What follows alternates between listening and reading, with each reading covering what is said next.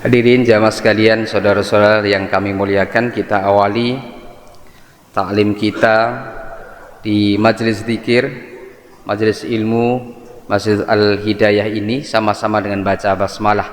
Bismillahirrahmanirrahim. Uhayyikum tahiyatan islamiyatan atiratan min dillah. Assalamualaikum warahmatullahi wabarakatuh.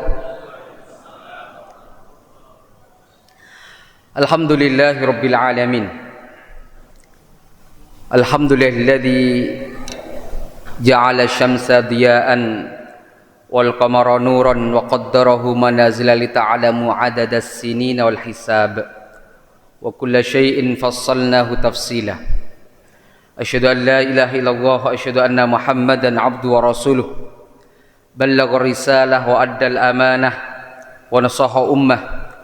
Wajahidu fillahi haqqa jihadih hatta taraka ummatahu ala mahajjatil bayda lailuha kanahariha la yazihu anha ba'dahu illa halik. Amma ba'd.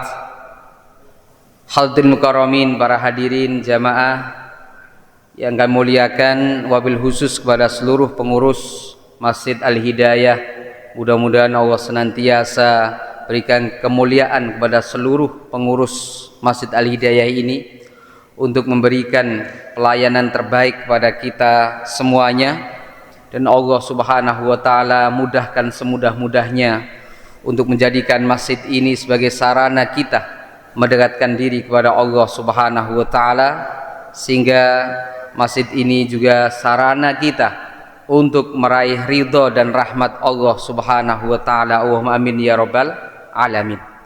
Jamaah hadirin sekalian yang kami muliakan, tema kita di malam hari yang penuh keberkahan ini, silahkan buka surat Ar-Rum, surat yang ke-30, ayatnya ayat 41. Silahkan yang membawa alat komunikasi atau Al-Qur'annya, dibuka Quran surat Ar-Rum, surat yang ke-30 ayat 41. Allah Subhanahu wa taala telah berfirman, A'udzu billahi minasyaitonir rajim. Bismillahirrahmanirrahim. Zaharal fasadu fil barri wal bahri bima kasabat aydin nas lidhiqahum ba'dalladzi amilu la'allahum yarji'un. Ayat ini menarik sekali jamaah sekalian. Ayat ini terletak pada Al-Quran surat Ar-Rum. Kita tahu bahwa salah satu bangsa yang besar saat itu di zaman Nabi SAW adalah yang terkenal dengan bangsa Romawi, atau terkenal dengan nama Bizantium. Pernah dengar jamaah sekalian namanya Bizantium? Bizantium Romawi ini adalah sebutan negara kuat saat itu, kira-kira abad 16, yang berpusat di Turki. Ya, jadi Bizantium Romawi Timur itu disebut. Ya, itu berpusat di Turki. Ya. Jemaah sekalian, bahwa dikabarkan nanti Bizantium Romawi akan dikalahkan oleh Persia. Namun nanti Romawi juga akan mengalahkan bangsa Persia. Ini Allah sebutkan di awal-awal pada surat ini, Alif Lam Mim ghulibatir rum fi adnal ardi min ba'di ghalabihim saglibun fi bid'i sinin. Jemaah sekalian yang dirahmati oleh Allah Subhanahu wa taala, bahwa sesungguhnya Nabi SAW mendukung, kalau dalam hal mendukung dahulu itu mendukung di Romawi, sedangkan orang-orang kafir Quraisy saat itu mendukung bangsa Persia, yang orang-orang Persia itu menyembahnya api, ya, sehingga Nabi sallallahu alaihi wasallam mendukungnya Eropa gitu ya. Kalau sekarang negara Eropa, karena dahulu ada 5 negara kuat jamaah sekalian sebelum munculnya Islam, munculnya negara superpower berawal dari Madinatul Munawwarah. Ini ada 5 negara yang ditulis oleh sejarah.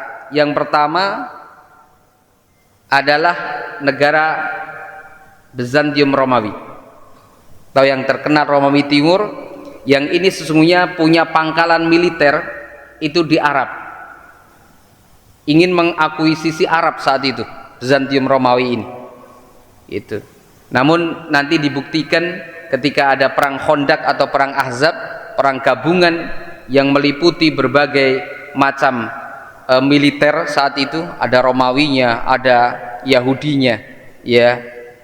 Kemudian juga orang-orang munafik itu mengepung Madinah, tapi akhirnya tidak bisa menguasai Madinah karena Allah SWT datangkan Ahzab, maka perang Khandaq itu pun dinamakan juga perang Ahzab.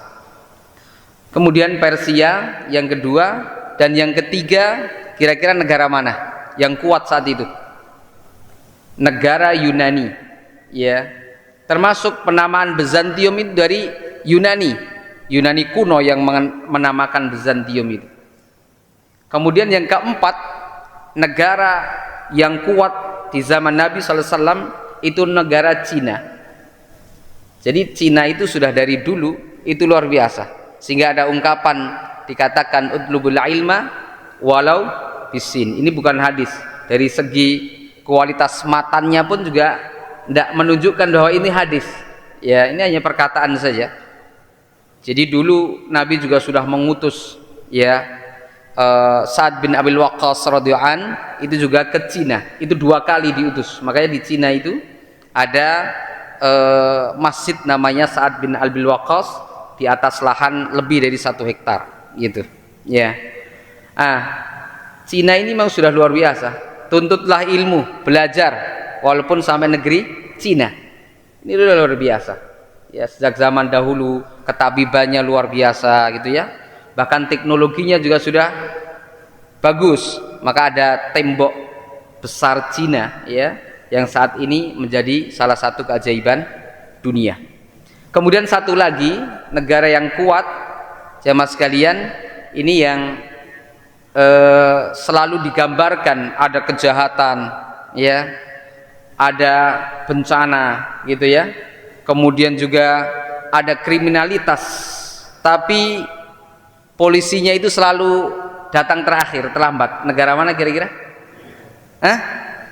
Oh tahu aja ya, berarti sering nonton ya film India ya gitu. Ini India disebutkan, dan negara-negara yang kita sebutkan itu hampir semuanya mempunyai senjata pemusnah massal atau yang disebut dengan bom nuklir ya, maka ingin menguasai lagi, termasuk Persia. Persia sekarang negara mana? Iran punya nuklir, maka dia punya mimpi menguasai dunia lagi, karena nenek moyangnya pernah menjadi orang-orang hebat, pernah menguasai dunia. Apalagi Romawi atau Barat gitu ya, Eropa ingin menguasai lagi, kan memang punya sejarah gitu. Ar-Rumi ini, surat Ar-Rumi ini,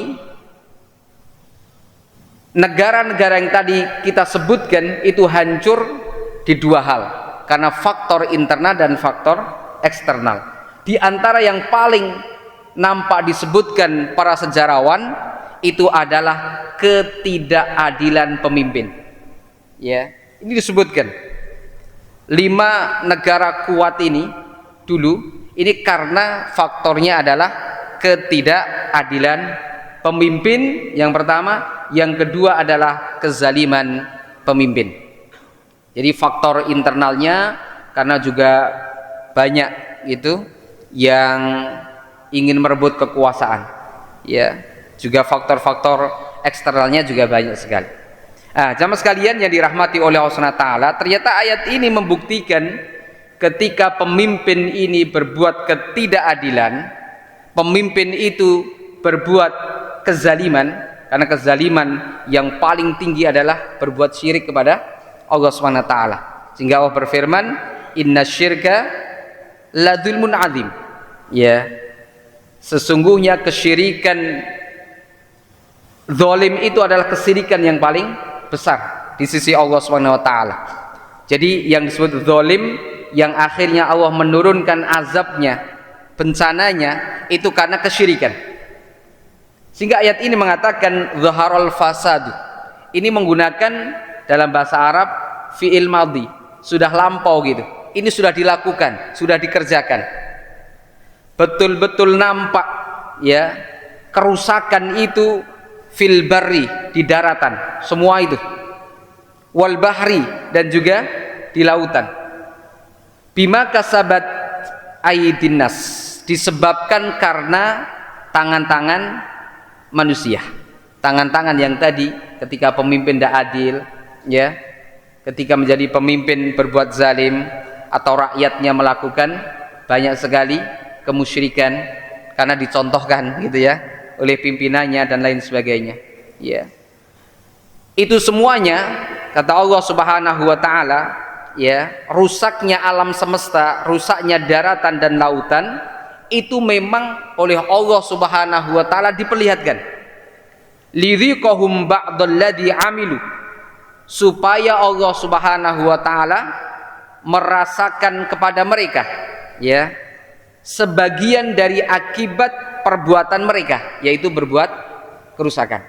Ya. Fungsi yang terakhir inilah sebagai kata kunci pada ayat yang mulia ini adalah la'allahum yarji'un. Bencana di mana-mana, kemudian juga azab Allah di mana-mana. Ini fungsinya adalah agar kembali kepada Allah Subhanahu wa taala, kembali kepada jalan yang benar. Jemaah sekalian yang dirahmati oleh Allah Subhanahu wa taala, Allah paling tidak suka ketika ada pemimpin melakukan kezaliman. Tadi kezaliman yang paling tinggi apa? Syirik. Dimanapun ketika ada pemimpin yang melakukan kesyirikan, pasti akan datang itu. Akan datang azab dari Allah SWT. Udah pasti itu. Dan ini sudah dibuktikan oleh negara-negara kuat terdahulu. Ya, misalnya kaum Nabi Lut alaihissalam. Ini kan melakukan kezaliman karena hak-hak Allah tidak ditunaikan. Inginnya seorang hamba mendapatkan hak dari Allah SWT, tapi dia tidak sadar bahwa hamba itu juga punya hak yang harus ya diberikan kepada Allah Subhanahu wa taala. Dikatakan dalam sebuah hadis ya yang sahih bahwa kita sama-sama punya hak kepada Allah Subhanahu wa taala, ya. Wa haqqul ibad 'ala Allah. Adapun hak seorang hamba kepada Allah Subhanahu wa taala adalah alla yusyrika bihi syai'ah. Tidak boleh berbuat syirik sedikit pun kepada Allah Subhanahu wa taala dalam semua hal. Dalam mendapatkan kepemimpinan, ya nggak boleh buat syirik. Jangan-jangan ingin jadi pemimpin pergi ke Gunung Kawi, ya kan? Atau Gunung Kemukus yang terkenal di Jawa Tengah itu, ya, nyari ketenaran, nyari pesugihan gitu. Ah, ini sudah syirik ya. Atau masuk ke hutan gitu kan, melakukan ritual-ritual khusus. Ini nantang Allah Subhanahu wa taala. Ya. Jadi jemaah sekalian yang dirahmati oleh Allah Subhanahu wa taala, mencari rizki juga tidak boleh tercampur dengan kesyirikan. Bahkan kecerdasan kita dapatkan juga tidak boleh tercampur dengan kesyirikan. Semua tidak boleh. Harus betul-betul murni ya dalam mendapatkan. Murni itu artinya tidak tercampur dengan kesyirikan. Al-khalis minasyirki. Dikatakan oleh para ulama, al-khalis minasyirki. Ya. Yaitu terbebasnya seorang hamba dari aneka macam kesyirikan. Syirik kecil yang paling sulit dideteksi oleh diri kita masing-masing ya jemaah sekalian. Syirik kecil inilah yang menghabiskan amal-amal kita. Ingin dipuji orang, ingin disanjung orang, ingin dihormati orang. Ini semua orang punya potensi, ya. Tapi potensi-potensi kesyirikan kecil ini yang disebut riya boleh bisa ditepis, bisa dikikis, ya dengan kita sadar, dengan meluruskan niatnya, niat kita masing-masing. Oleh karena itu Nabi selalu mengatakan jaddidu niyatakum, perbaiki terus niat kita ini gitu. Karena memang terkadang hati kita nyeleweng, hati kita melenceng itu. Maka Nabi katakan perbarui terus niatnya. Ketika melenceng, perbaiki terus. Persis sebagaimana sabda Nabi terkait tentang niat dikaitkan dengan amal. Innamal a'malu binniyat. Kan asal urut hadis ini kan menarik. Ketika ada orang ingin pergi hijrah, ya, tapi ingin dapat dunia. Nabi katakan silahkan kau hijrah, tapi niatnya untuk dunia dikasih. Bahkan Al-Quran pun mengatakan dikasih, hijrahnya hanya untuk cari dunia. Ya, ada juga asbabun wurud hadis ini adalah seorang pemuda ingin mendapatkan seorang wanita yang cantik. Ya, ketika hijrah itu dikasih gitu oleh Allah Subhanahu wa taala, Allah tidak pernah melarang. Nah, jamaah sekalian yang dirahmati oleh Allah Subhanahu wa taala, jadi kembali lagi bahwa kerusakan itu sudah jelas sekali. Ya. Oh, saya tadi sempurnakan. Jadi ada hak hamba kepada Allah Subhanahu wa taala, yaitu tidak boleh kita syirik. Nah, tapi ada hak Allah Subhanahu wa taala yang akan diberikan kepada hambanya. Apa itu? Ya, wa haqqullah 'alal 'ibad alla yu'adziba man la yusyriku bi syai'ah. Ya, jadi ini ada hak Allah yang akan diberikan kepada hambanya selama tidak melakukan kesyirikan, maka tidak akan turun azab dari Allah Subhanahu wa taala. Bangsa-bangsa zaman dahulu ketika sudah melakukan kesyirikan, oleh Allah Subhanahu wa taala kasih pasti azab itu. Lut alaihissalam misalnya, ya, atau yang terkenal dengan negeri Sodom gitu ya. Ini dibolak-balikkan oleh Allah Subhanahu wa taala negerinya. Ya. Kalau nasi goreng itu dibolak-balikkan gitu, enggak jelas itu. Ya. Kaum Nabi Soleh alaihissalam bahkan disebutkan ayatnya juga keras sekali sehingga mengatakan fadamdama alaihim rabbuhum bidzambihim fasawwaha gitu. Ya, Allah betul-betul bolak-balikkan fadamdama alaihim. Ya. Mereka dibolak-balikkan, negeri yang diangkat, kemudian dijatuhkan, angkat lagi, jatuhkan lagi gitu. Ini kaum Nabi Soleh alaihissalam. Ya. Kenapa? Karena melakukan dosa. Fadamdama alaihim rabbuhum bidzambihim. Karena dosa-dosa mereka ini dosa kesyirikan maksudnya. Ya. Fasawwaha, kemudian kami samaratakan. Tidak ada sama sekali gundukan itu. Rata gitu, walaupun tadinya ada istana, ya, ada rumah-rumah mewah di zaman Nabi Soleh alaihissalam. Karena apa? Melakukan kesyirikan. Maka hati-hati jamaah sekalian, ketika ada pemimpin, ini catat, ketika ada pemimpin yang melakukan kesyirikan, cilaka semua itu. Tidak hanya pemimpinnya, bahkan rakyatnya. Tidak hanya rakyatnya, orang-orang solehnya juga. Ini Allah Subhanahu wa taala abadikan di dalam surat Al-A'raf. Silakan lihat dalam surat Al-A'raf ayat 25, ya. Kita coba sama-sama lihat. Al-A'raf 25, ya. Allah Subhanahu wa taala berfirman, Al-Anfal ya, salah ya, Al-Anfal. Al-Anfal.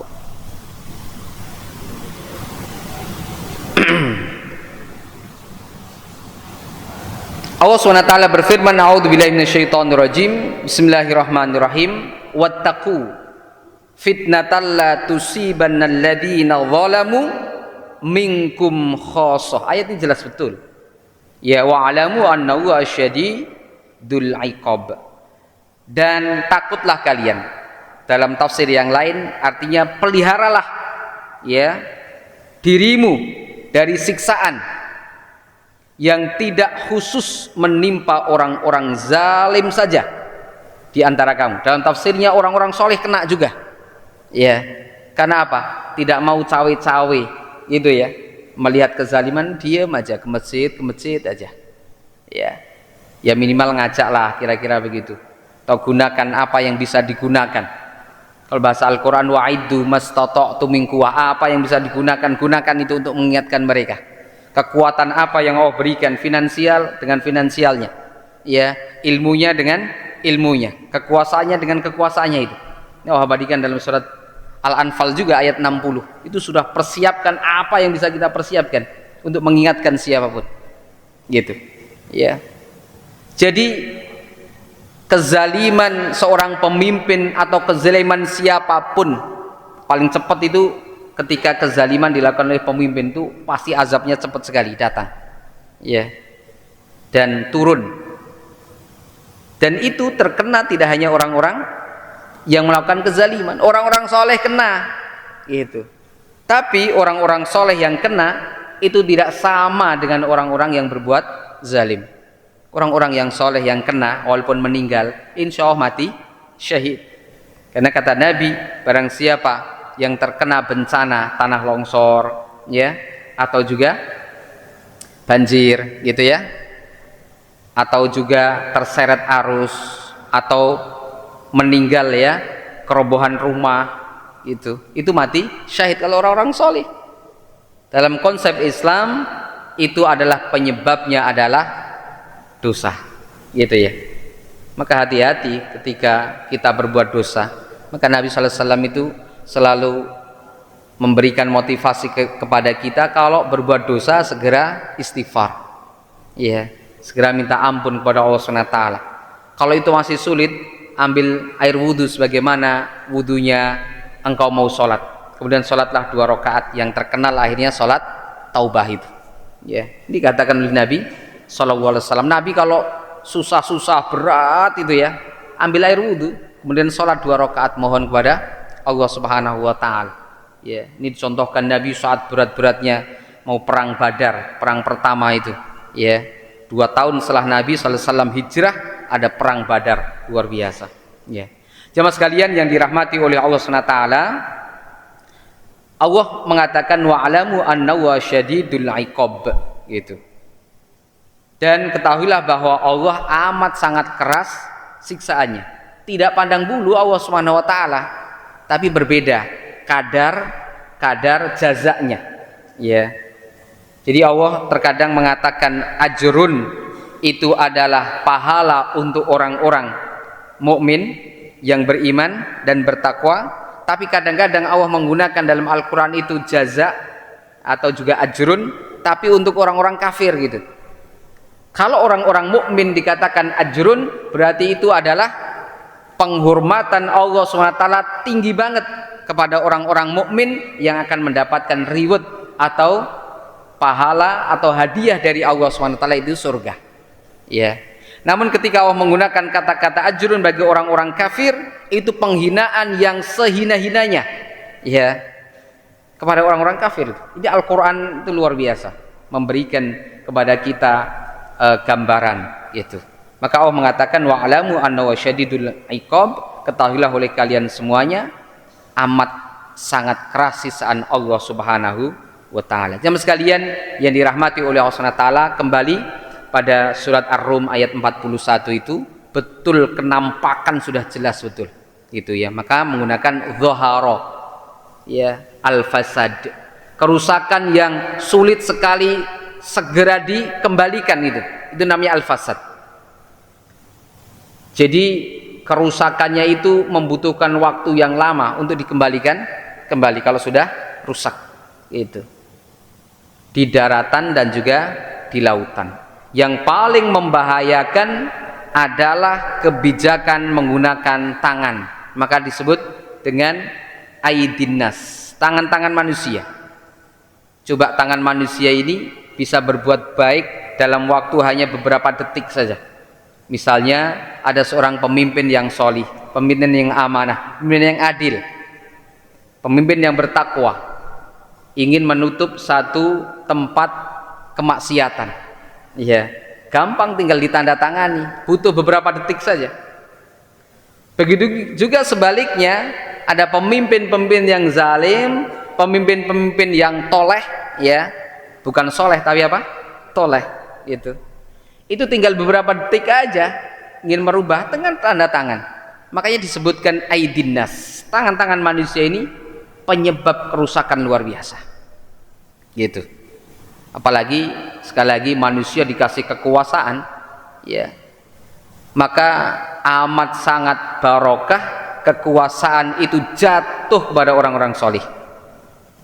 Amat sangat menderita alam semesta ini ketika amanah itu jatuh kepada orang-orang yang berbuat maksiat. Gitu. Cilaka ini.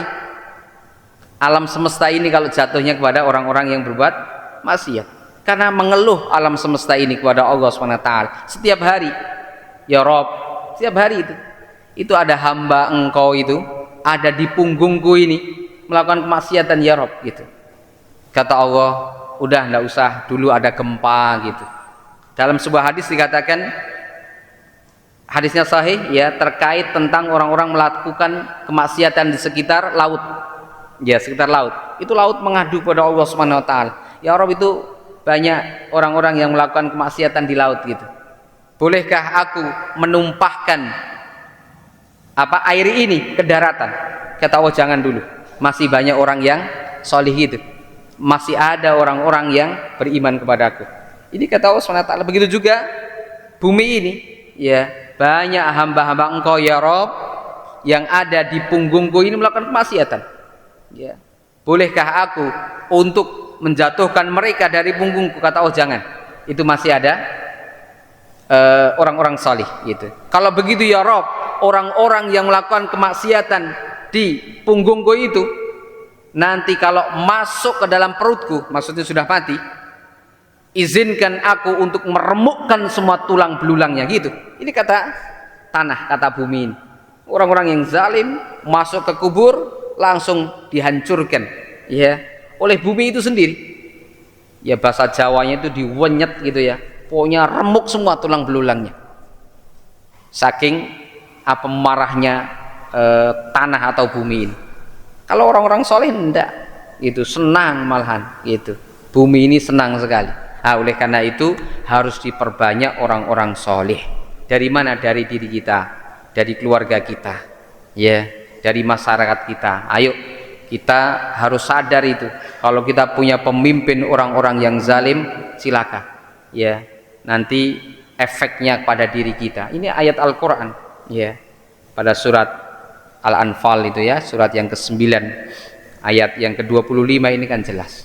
Hadirin sekalian yang dirahmati oleh Allah Subhanahu wa taala, oleh karena itu bencana itu bisa diundang, ya, dan bisa dicegah. Diundangnya oleh kemaksiatan, diundangnya oleh dosa, dan bisa dicegah dengan berbagai macam amal-amal solih itu, ya. Maka tinggal mana di dunia ini banyak keburukannya atau banyak kebaikannya, ya. Kalau banyak keburukannya, sudah itu sulit semuanya, dipersulit oleh Allah Subhanahu wa taala. Kok orang-orang Islam semakin sulit sih gitu, sementara orang-orang kafir, orang-orang yang ingkar kepada Allah semakin gampang gitu. Menurut pandangan kita, ini kan ujian dari Allah Subhanahu wa taala bagi orang-orang yang beriman. Ya, kita tahu bahwa itu namanya istidraj. Sengaja oleh Allah Subhanahu wa taala dikasih. Oh, itu surga engkau dunia ini gitu, jemaah sekalian. Ya, silakan sepuasnya. Bahkan Nabi mengatakan, "Idza lam tastahyi fasna masita." Kalau engkau enggak malu, udah berbuat sesuka kalian di muka bumi ini, terserah. Gitu kata Nabi sallallahu alaihi wasallam. Idza lam tastahyi fasna masita. Kalau enggak malu gitu ya, berbuat silakan sekehendak engkau. Berbuat dosa, berbuat kezaliman, merusak silahkan kata Allah SWT. Kalau enggak malu, ya. Orang-orang yang melakukan kezaliman, ya, dosa yang diperlihatkan gitu. Jadi Allah itu maha sayang sungguhnya kepada seorang mukmin itu. Kalau melakukan dosa kan nggak boleh diumbar-umbar itu, nggak boleh dicerita-ceritakan gitu. Allah nggak seneng itu. Misalnya melakukan kemaksiatan itu ceritakan di pagi hari, ya, atau malah diekspos misalnya gitu kan, nggak boleh. Karena Allah sudah tutup sebenarnya aibnya itu. Aib yang dilakukan oleh orang-orang mukmin di malam hari ditutup di pagi harinya oleh Allah Subhanahu wa taala. Ya. Masa andainya kalau bukakan aib kita ini, malu kita keluar rumah kita itu, ya. Kita kan banyak dosa, banyak maksiat. Malu betul jamaah sekalian. Kalau kita diperlihatkan oleh Allah Subhanahu wa taala, ya, maka alhamdulillah ada pintu-pintu taubat yang bisa kita tempuh, ya. Jalur-jalur itu bisa kita tempuh itu. Jadi dosa-dosa kita dihapus oleh Allah Subhanahu wa taala dengan taubat. Jamaah sekalian yang dirahmati oleh Allah Subhanahu wa taala, bencana sekali lagi bisa diundang oleh manusia itu sendiri. Ya. Kalau di situ banyak kemaksiatan, kok belum turun-turun bencana sengaja oleh Allah Subhanahu wa taala. Ya, untuk menguji orang-orang mukmin seberapa tebal keimanan seorang hamba kepada Allah Subhanahu wa taala ketika melihat di situ banyak kemaksiatan tapi tidak turun-turun gitu. Ya. Boleh jadi jamaah sekalian di satu tempat banyak kemaksiatan tapi enggak turun-turun azab karena ada beberapa orang solih yang mempertahankan tradisi kesolehannya. Tidakkah kita ingat kisah Nabi Yunus alaihissalam? Nabi Yunus itu kan azab ini sudah di depan mata Nabi Yunus alaihissalam. Itu tidak jadi itu. Ya. Lihat dalam kisah Nabi Yunus alaihissalam jamaah sekalian. Nabi Yunus itu kan lari ya karena ingin dibully lah bahasa kita ini, dibully oleh umatnya gitu. Lari gitu. Itu dari kejauhan itu azab dari langit udah turun berupa api. Ya, berupa api ya, yang ingin dijatuhkan azab itu di tengah-tengah kaumnya Nabi Yunus alaihissalam gitu. Kemudian Nabi Yunus malah lari ketika azabnya itu balik ke langit itu. Ternyata apa? Ternyata ada orang-orang solih yang ingin mendukung dakwahnya Nabi Yunus alaihissalam. Tapi Nabi Yunus akhirnya tidak balik, malah lari gitu. Nabi Yunus sendiri yang akhirnya dihukum oleh Allah Subhanahu wa taala. Penyebab dosa inilah akhir Nabi Yunus alaihissalam ya diuji oleh Allah Subhanahu wa taala, dimakan oleh ikan al-hud itu ya. Dimakan oleh ikan. Ketika menyadari kesalahannya baru Allah Subhanahu wa taala selamatkan. Pasaran mengatakan itu sampai beberapa pekan, bahkan beberapa hari. Ada yang mengatakan 40 hari itu dalam kegelapan. Nabi Yunus alaihissalam ya, wa dhannuni idz dhahaba mughadiban fa dhanna ya, Allah sebutkan itu aku hidup dalam penuh kegelapan dalam perut ikan gitu.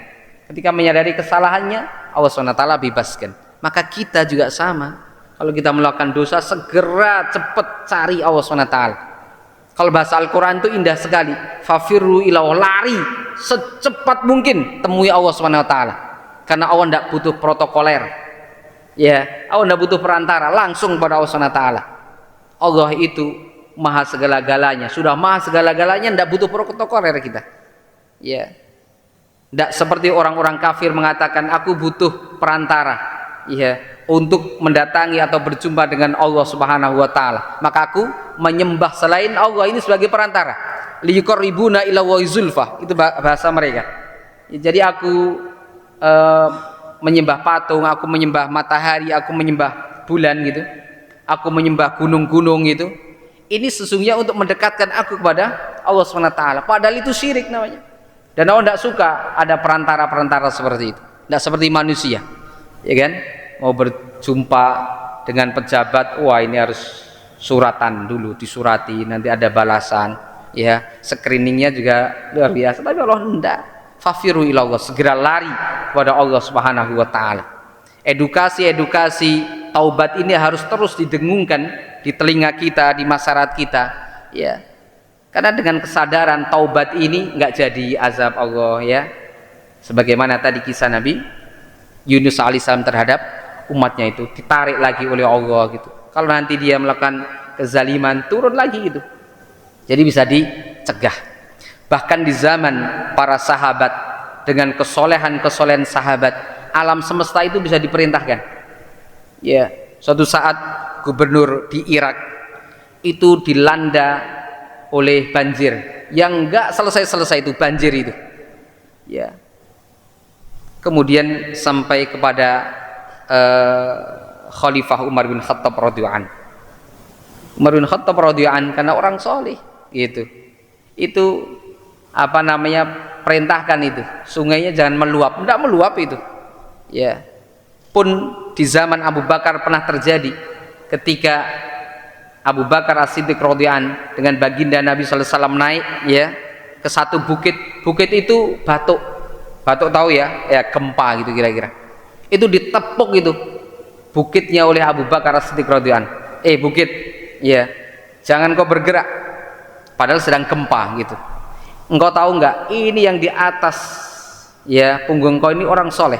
Muhammad bin Abdillahil Amin sallallahu alaihi wasallam. Diam kamu, diam itu. Bayangkan itu. Orang soleh itu luar biasa. Maka penting kita menjadi pribadi-pribadi yang soleh.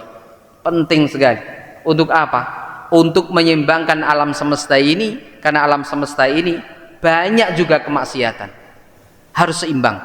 Minimal harus seimbang lah gitu. Kalau bisa ya lebih banyak, lebih bagus itu.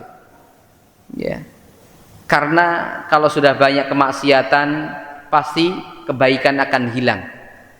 Begitu juga kalau kebaikan lebih dominan, maka kejelekan, keburukan akan hilang. Idza ja'al haqqo fadhaharatul batil, kan itu ya. Kalau datang kebenaran, ya, kebenarannya lemah, maka kebatilan juga akan kuat gitu. Tapi sebaliknya. Nah, jamaah sekalian yang dirahmati oleh Allah Subhanahu wa taala, maka mari kita sekali lagi renungkan ayat ini dan juga sebagai penutup kajian yang singkat, sebagai perenungan tadabbur Al-Qur'an di malam hari ini, kita lihat ya efek dari orang-orang yang solih. Silakan lihat ya surat Al-A'raf ya ayat 96, kan ini terkenal ya ayatnya ini. Ayatnya terkenal sekali ya. Ini sebagai oleh-oleh bagi kita dan kita amalkan. Allah Subhanahu wa taala berfirman, a'udzubillahi minasyaitonirrajim. Bismillahirrahmanirrahim. Walau anna ahlal qura amanu wattaqau lafatahna 'alaihim barakatim minas sama'i wal ard. Ya. Jika sekiranya penduduk negeri, ini dikatakan penduduk negeri, artinya individu-individu yang masuk dalam ayat ini syaratnya adalah beriman dan bertakwa kepada Allah Subhanahu wa taala, maka Allah bersumpah dengan mengatakan la fatahna, pasti kami akan bukakan ya aneka macam rizki minas sama, dari langit ya, wal ardi, dan juga bumi. Jadi Allah tanam, Allah hamparkan tuh rizki itu setiap hari di muka bumi ini. Silakan kau petik, silakan kau ambil gitu. Tapi kalau syaratnya orang yang beriman dan bertakwa, dunia ini diikutkan gitu. Ya. Tapi ada sunatullahnya adalah ikhtiar. Ada yang bekerja jadi pengusaha, ada yang jadi dosen gitu ya. Ada yang bekerja menjadi pengamat gitu ya. Ada yang bekerja jadi konsultan, macam-macam itu sebagai ikhtiar. Tapi ada yang tidak diikhtiarkan, yang disebutkan oleh Allah Subhanahu wa taala min haitsu la yahtasib, akibat dari orang-orang yang beriman ini dan bertakwa kepada Allah Subhanahu wa taala.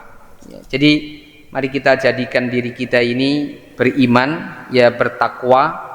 Iman bertakwa itu tidak menuntut kepada kita harus imannya tinggi, enggak, karena butuh proses keimanan dan ketakwaan.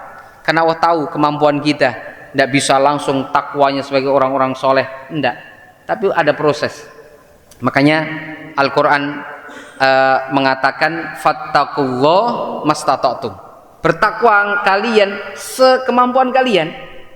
Karena kita berbeda-beda ini ketakwaan kita, keimanan kita yang hadir di majelis ilmu di sini berbeda-beda. Tapi Allah hanya mengatakan fattaqullah mastata'tum gitu, bertakwalah kalian sekemampuan kalian. Ya. Jadi Allah bukakan kepada orang-orang yang beriman barokat. Ini tidak hanya barokatun, tapi barokat berarti berbagai macam ya rizki. Tidak tahu itu rizkinya berupa kesehatan, rizkinya berupa kemudahan-kemudahan, rizkinya gampang bersosialisasi dengan masyarakat, gampang dakwahnya gitu. Ini masuk dalam kategori barokat. Ya.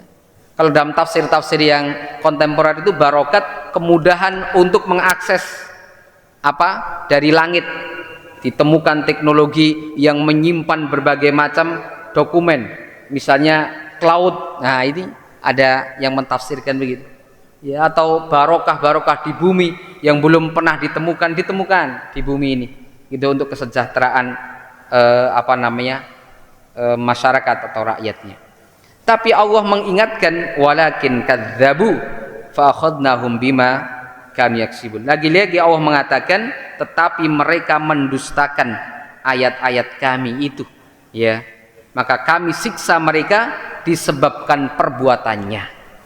Jadi kembali lagi kalau orang berbuat kezaliman gitu ya, orang berbuat dosa yang dosa ini tidak pernah dikikis untuk ditobati, maka terjadi lagi bencana, ya. Kan dosa ini persis seperti hati, ya. Hati kita itu kalau nggak pernah dibersihkan mengerat. Bahkan Nabi menyebutkan sebagai kolbun mayyit, hati yang mati. Padahal kita masih hidup karena banyak titik-titik, ya. Banyak nuktoh-nuktoh ini yang Allah abadikan dalam surat Al-Mutaffifin ayat 14, ya. Balrona, ya, itu Allah kallabal rona ala qulubihim maka yaksibun. Ini kalau hati tidak pernah dibersihkan itu ada banyak-banyak titik-titik yang susah sekali. Mendengarkan kebaikan dan susah, apalagi mendapatkan nasihat yang masuk ke dalam hati susah. Ini kalau hatinya sudah mati, ya. Jangan sampai kita punya hati yang mati, hati mayit, atau kita punya hati yang berpenyakit, jangan. Tapi kita harus punya hati yang qalbun salim, selamat dari hati yang mati dan selamat dari hati yang berpenyakit. Demikian saya kira sebagai tadabbur Al-Quran, beberapa ayat dari surat Ar-Rum ayat 41, kemudian surat Al-Anfal 25 dan juga surat Al-A'raf 96.